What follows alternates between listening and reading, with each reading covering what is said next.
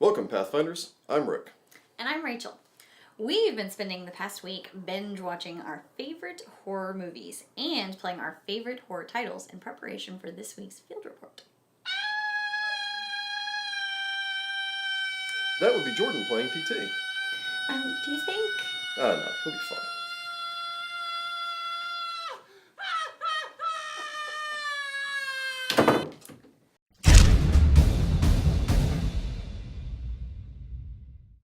There we go, much better.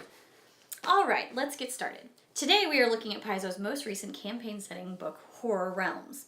This book is an excellent companion to the recent Horror Adventures book, hardback, and contains some great new rules and locations. The book is divided into 3 sections, each with a different focus. There are a lot of new options in this book for game masters and players alike.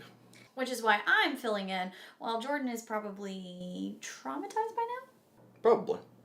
Now, the first part of this book is dedicated to new character rules and has a great collection of new options for both PCs and NPCs. Some a little more geared towards the NPC side. Right.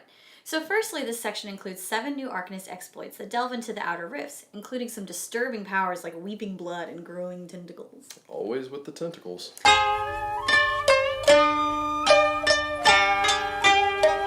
There is also a cool new bard archetype called Mute Musician, which makes you, unsurprisingly, mute.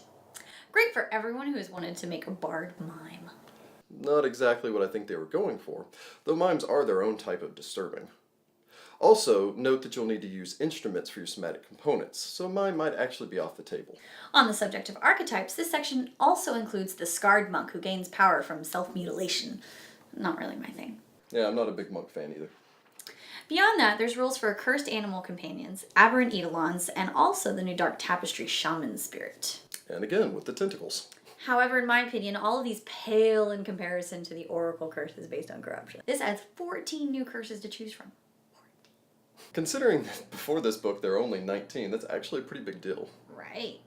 Now, the next section of the book is a little different, and it takes a look at 7 different locations across Golarion, places brimming with opportunities for horror adventures.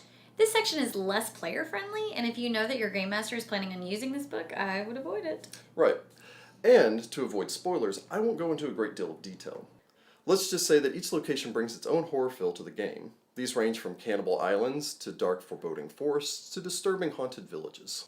Each of these sections covers the history of the area, details and a map on locations, and special new rules as well. There are anything from new poisons and curses to even a new artifact. The locations are scattered across Golarion, from the inner-sea nations like Geb to the Crown of the World in the far north, and even the distant land of Tianxia. This section makes up half of the 60 pages of this book and will probably be the primary draw for buyers. All in all, each of these areas are well detailed and fairly well imagined. Then there is the final section. Here you will find new rules for corruptions in Golarion as well as 3 new types of corruptions. Sure, these being the ableithic, demonic, and plagued corruptions.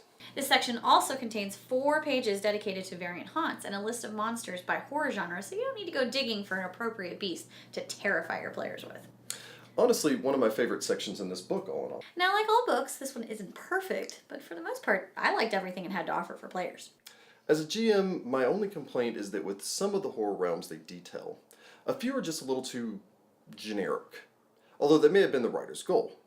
I also felt that some of them could have used a list of suggested encounters for monsters or things for the players or for game masters running them on the fly. So verdict is?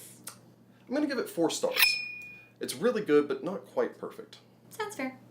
Well, that's it for our field report. As an update, we'll be changing the format starting shortly, so as to provide you with reviews before the books even hit the shelves. Look for that new report shortly. Like and subscribe and let us know your thoughts on Horror Realms in the comments below. And as always, good luck, Pathfinders. Is he still screaming? Yeah, let him